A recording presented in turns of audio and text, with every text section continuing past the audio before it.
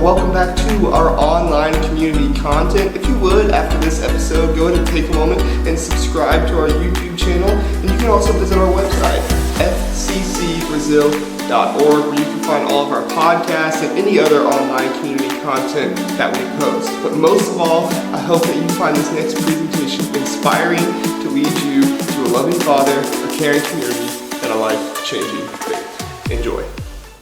Hello there, volunteers, parents, everyone else. Thank you so much for joining me today for this kids ministry volunteer training. Every single month we want to put out a video that provides training and insight for volunteers, so that way you feel invested into, and that way you feel like you are learning things that you can implement on Sunday mornings. This month we want to talk about 4 ways to build trust and rapport with kids. Now, all of these are kind of vague and they're not really specific because we have such a wide range of kids that we work with, and so we want to make this vague, but we also want everyone to know that these all can be used with kids 5th grade and younger. Kids 5th grade and younger are oftentimes wanting to have trust, wanting to have rapport with adults, and if you find these 4 ways helpful, at least one of these 4 ways is going to help you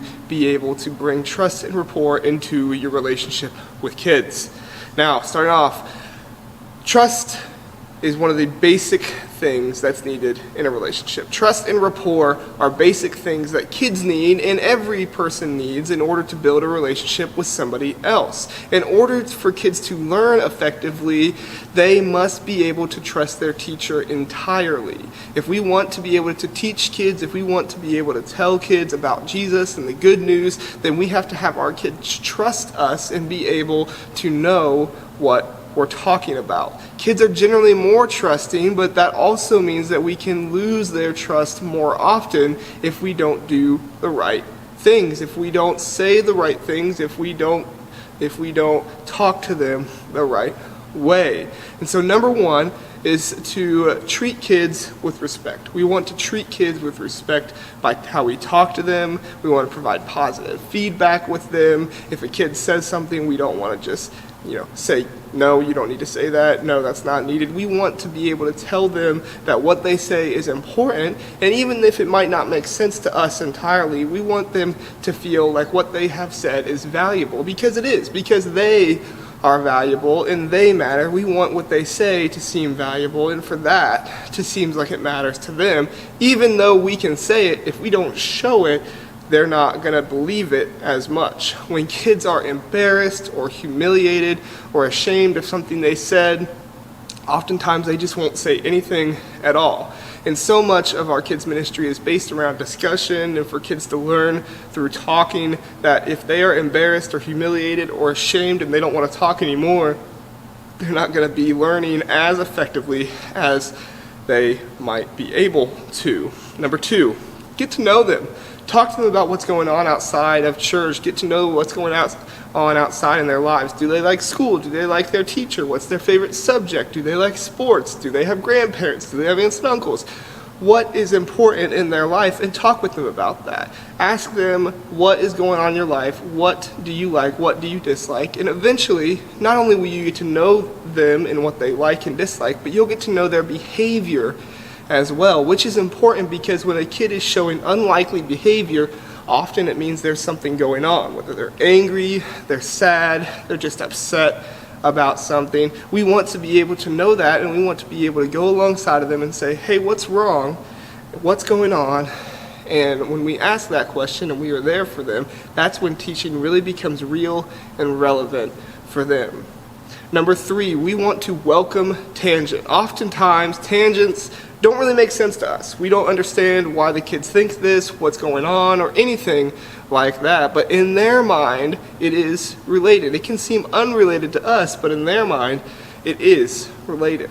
Just the other day, I was teaching about how the Israelites were in the desert for 40 years. And I was talking about how hard it was, and it was a terrible thing for them, and their faith was really shaken because they didn't understand why God would let this happen to them. He just did such a great thing by saving them, but now they're in the desert. And at one point they said, well, let's just go back.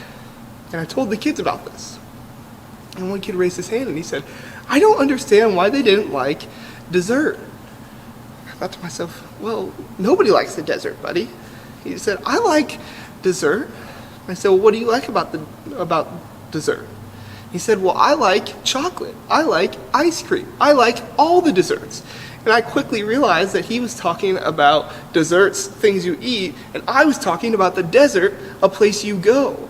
And it was a communication error that we had, not because anybody was explaining anything wrong, but that's just what he knew and that's what he thought. And so since I welcomed that tangent, let him speak and asked him questions, he better understood that the Israelites were not in a land of ice cream and honey and sugar. They were in a land of sand and hard times and struggles. And he was better able to understand that. Number 4 is lead by example.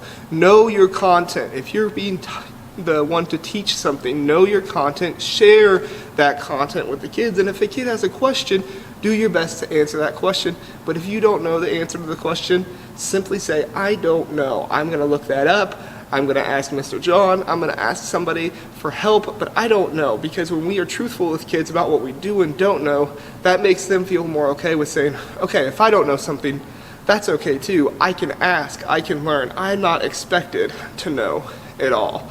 And see, stories from our lives and being able to say, I don't know, are important things to do with kids. When we share a story about something that went on in our lives when we were younger, it helps them know better. Even if we share a story of something that's gone on recently in our lives, it helps them to know, hey, they're human too.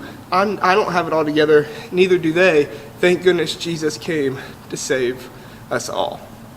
And I want to wrap it up with a verse in Romans chapter 12, verse 10. It says, love each other with genuine affection and take delight in honoring each other. If we want to build trust and rapport with kids, we have to be able to have genuine affection. We have to actually like them, like working with them, and we have to take delight in honoring and respecting each other. Thank you so much for listening. I hope that this helps you as you continue to volunteer and that you will use these to build more trust and rapport with kids. Thanks for joining us.